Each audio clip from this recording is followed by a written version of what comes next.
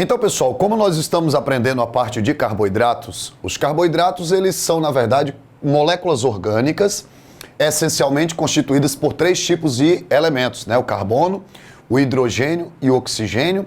E como aprendemos, mantendo aquela proporção de 1 para 2 para 1. O que seria 1 para 2 para 1? Um carbono, 2 hidrogênios e 1 oxigênio. Ao classificar os carboidratos, o fator principal de critério utilizado é o número de carbonos. E com base nisso, você tem os monossacarídeos, que são os carboidratos menores. Você tem os disacarídeos, que citamos em nosso vídeo anterior. Você viu a lactose, você viu a sacarose e a maltose. E agora, nesse nosso trabalho, nesse nosso vídeo, vamos aprender o que é um polissacarídeo. Olha, pela etimologia da palavra, o que são os polissacarídeos? São polímeros. Então, são biopolímeros, macromoléculas, formadas pela união de monômeros. Os monômeros seriam blocos químicos menores. Dentro de um contexto de explicação mais simples para você, os polímeros são constituídos por sequências de monômeros. Os monômeros seriam como se fossem pequenos tijolos para a construção de estruturas maiores. Dentro da ideia de carboidratos, os polímeros são os polissacarídeos e os monômeros seriam as moléculas de glicose. Então você vai ter 2 grupos principais de polissacarídeos em termos de processos seletivos, tá? Quais são eles? Primeiro, nós vamos trabalhar com os polissacarídeos, os polissacarídeos de reserva. Ah, Lázaro, o que seriam esses chamados polissacarídeos de reserva? Seriam formas bioquímicas de armazenamento de energia. Qualquer substância química, gente, ela tem a capacidade de estocar, de armazenar energia, tá? Porque a energia ela fica armazenada nas ligações químicas entre os átomos. No entanto, nem toda molécula ela tem estabilidade morfológica para ser uma substância de reserva. Já os polissacarídeos eles têm, porque o corpo ele não pode estocar glicose. Glicose não se armazena. Glicose é uma fonte primária de energia que, utilizada de forma oxidativa, vai ser uma fonte geradora de ATP, seja por processos aeróbios ou anaeróbios. Mas você não estoca glicose. Então, o que é necessário ser feito com a molécula de glicose para que você possa armazená-la? Polimerizar. Lázaro, o que seria fazer a polimerização de moléculas de glicose? Ligar uma na outra. E aí você teria glicose mais glicose mais glicose mais glicose mais glicose. Aí você tem um polímero de glicose. Quando estamos diante de polímeros de glicose, você está diante de quê? Polissacarídeos. Porém, aí vem o detalhe. Para ser de reserva, nós temos que ter polímeros de alfa-glicoses. Quando você fala polímero de alfa-glicoses, indica que uma das ligações que nós vamos ter presente nesses polímeros é a ligação glicosídica alfa-1,4. Gente, essa ligação glicosídica alfa-1,4, ela polimeriza e a alfa-1,6 ramifica, tá? Alfa-1,4 polimeriza, alfa-1,6 ramifica. Há 2 tipos principais de polissacarídeos que podem ser constituídos a partir desse tipo de molécula de glicose. Quais seriam eles? Nós vamos ter a molécula de amido, tá? Então, o amido, ele é um polissacarídeo de reserva, né? E a outra molécula que a gente pode utilizar para exemplificação aqui é o glicogênio. Ah, Lázaro, qual é a diferença entre o amido e o glicogênio? Se ambos, tanto o amido quanto o glicogênio, são polissacarídeos. Tanto o amido quanto o glicogênio, ambos são polissacarídeos. Ambos são polissacarídeos de reserva, formado por polímeros de glicoses alfa.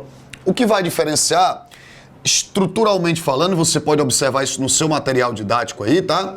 É o grau de ramificação. Na prática, eu posso dizer para vocês que a molécula de glicogênio ela é mais ramificada, enquanto que o amido apresenta seções de maior linearidade. Então, o amido tem maior linearidade, o glicogênio tem maior ramificação.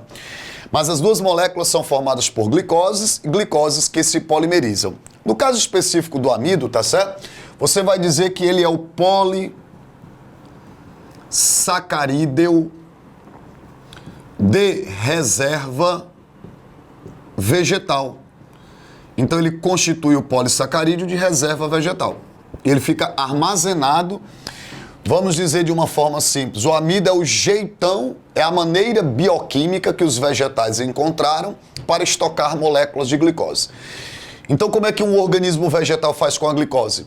Pega uma glicose, vai ligando a outra, glicose mais glicose, mais glicose, mais glicose, mais glicose, vai polimerizando a glicose e depois armazena, estoca. Esse amido, ele fica nos vegetais armazenado num tecido, que são os parênquimas amilíferos. E esses parênquimas amilíferos, que são tecidos de reserva vegetal, eles estão presentes em dois principais órgãos. Quais são os dois principais órgãos vegetais onde você encontra as maiores reservas de amido? Raízes e caules. O nome que se dá às raízes que têm grandes parênquimas amilíferos são chamadas de raízes tuberosas e os caules do tipo tubérculo. Raízes tuberosas e caules tubérculos são locais onde nós temos o poder de armazenamento de quê? Do amido nos vegetais. Já o glicogênio, você vai dizer que é um polissacarídeo, também de reserva, moçada, ó, também de reserva animal. Você encontra também nos fungos, né? Os fungos também estocam glicogênio. Mas é o polissacarídeo de reserva animal. Ou seja, o amido é a maneira bioquímica que os vegetais encontraram para estocar moléculas de glicose, enquanto que o glicogênio é a maneira, tá certo, bioquímica que os animais, que os fungos encontraram para estocar glicoses na forma de glicogênio. O glicogênio, como eu disse para vocês anteriormente, ele é um pouco mais ramificado, então ele teria mais ligações glicosídicas alfa 6, que aí ramifica mais a molécula, né, tal. No animal, o amido não. O amido ele é uma cadeia de amilosa e amilopectina. Amilose, amilopectina. Então é uma ramificada e uma não ramificada. Por isso que ele tem uma estrutura bioquímica mais linear. O glicogênio, onde é que você encontra o glicogênio mais armazenado? Num tecido, que são os músculos. Então, local de armazenamento, tá certo? A nível de tecido seriam os músculos. E a nível, por exemplo, de órgão, o fígado. Todos nós temos uma reserva hepática e uma reserva muscular de glicogênio. Por sinal, bom dizer para vocês que existe um termo utilizado para a síntese de glicogênio. Qual é o termo? Glicogenogênese.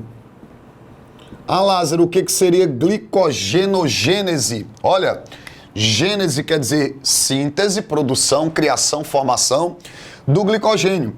Então você diria que é a síntese de glicogênio, é a síntese de glicogênio a partir da polimerização,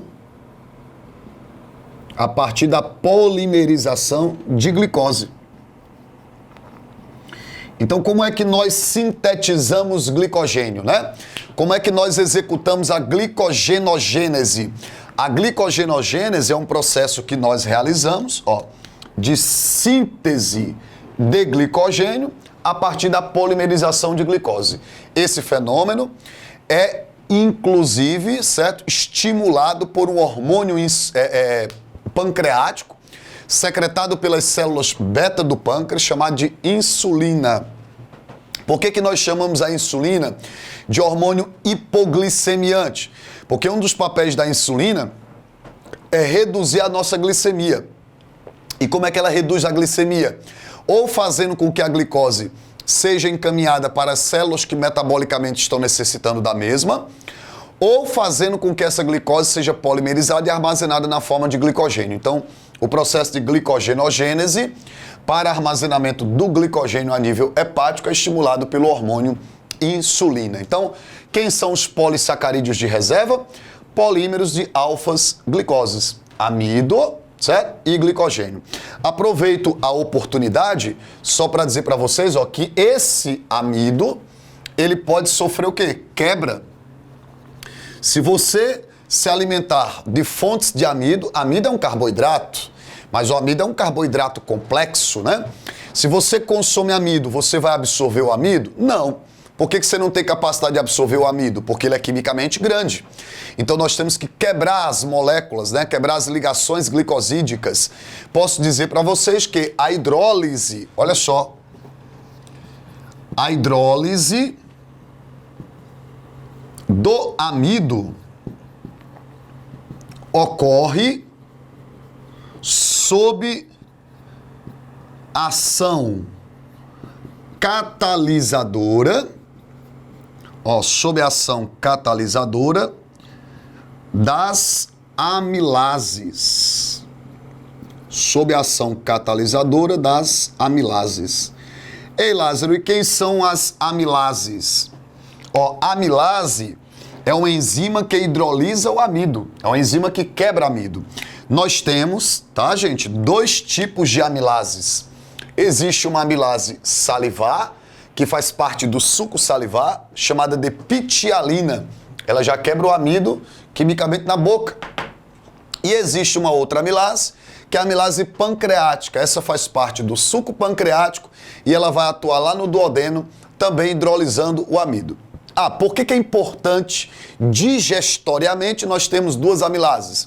Porque o tempo que o alimento passa na boca é muito curto. Então não seria suficiente para a quebra de todo o amido que nós consumimos, uma vez que o amido é a nossa principal fonte de glicose na alimentação. Então, para a quebra, para a hidrólise desse amido, é necessário a ação de 2 amilases, a salivar e a pancreática. Tranquilo isso? Ótimo. Outra coisa, existem moléculas de amido que elas são mais ramificadas do que outras. Se você pegar, por exemplo, o amido da batata inglesa, a famosa batatinha, ele é um amido de menor grau de complexidade, de menor ramificação. Já, por exemplo, o amido da batata doce, ele tem mais ramificações, tá? O que é que isso impacta? Isso impacta no tempo necessário para que ocorra o processo de hidrólise. Isso faz eu dizer para você que a batata doce, certo? A batata doce, ela contém um amido de menor índice glicêmico. Por que de menor índice glicêmico? Porque sendo um amido de um pouco maior complexidade de ramificação, a hidrólise dele demora mais. E se demora mais o processo de hidrólise, demora mais o processo de absorção. Demorando mais o processo de absorção, isso gera maior saciedade e menores índices de glicemias. Por isso que você observa muito a recomendação para pessoas que praticam atividades físicas, né? Se querem consumir um tipo de carboidrato que dá sensação de saciedade e que tem como característico baixo índice glicêmico, batata doce. Aí você vê muita galera de academia consumindo batata doce com peito de frango, né? A batata doce por conta dessa questão carboidrática de um amido de baixo índice glicêmico. O peito de frango aí por ser uma fonte de proteínas, que aí vai ser uma fonte a partir da hidrólise das mesmas de aminoácidos, sem que seja de alto teor lipídico. Esse seria o fator, já que é uma carne branca e assim por diante. A gente vai ver isso depois com mais detalhes. Esses são os polissacarídeos de reserva.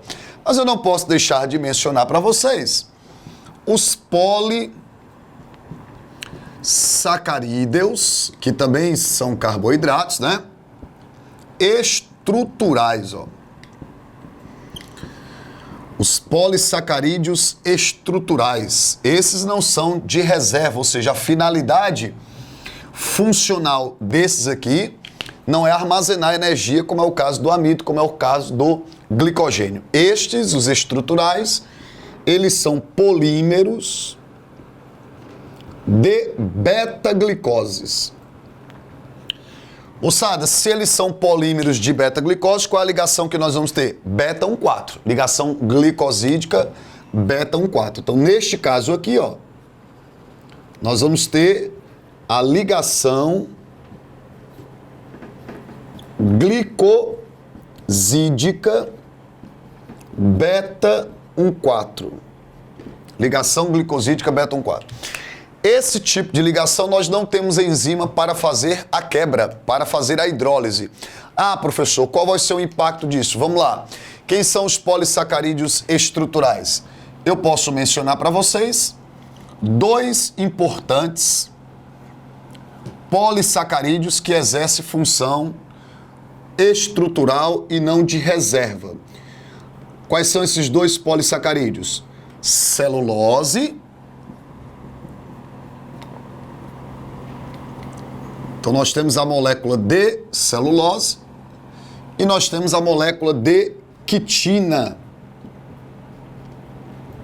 Então, pessoal, a celulose e a quitina, ambos são polissacarídeos, tá certo?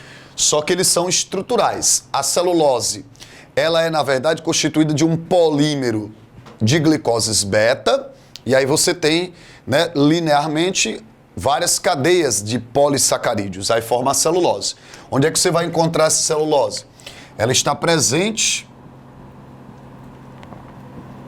na parede celular de células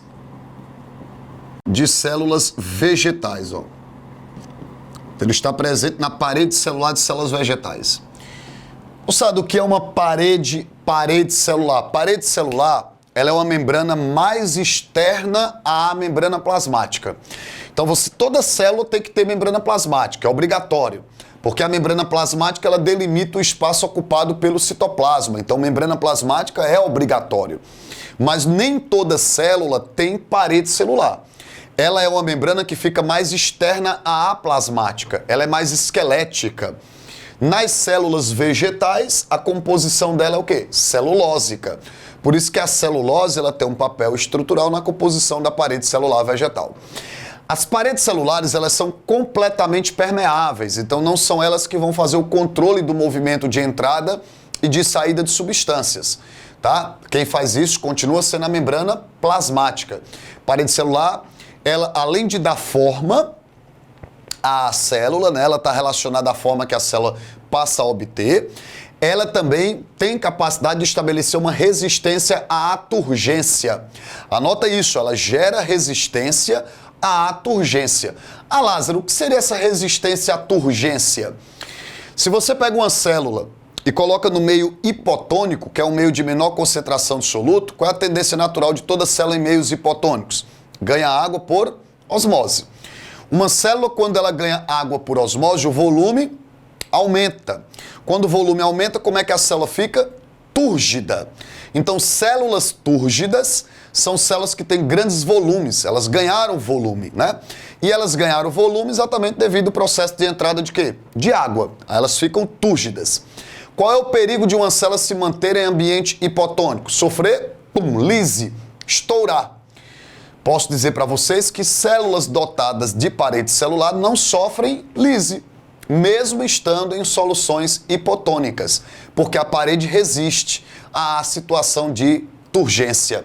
Daí porque a gente pode atribuir a essa parede celular celulósica essa característica de resistir à situação de turgência. Já a quitina também é um polissacarídeo.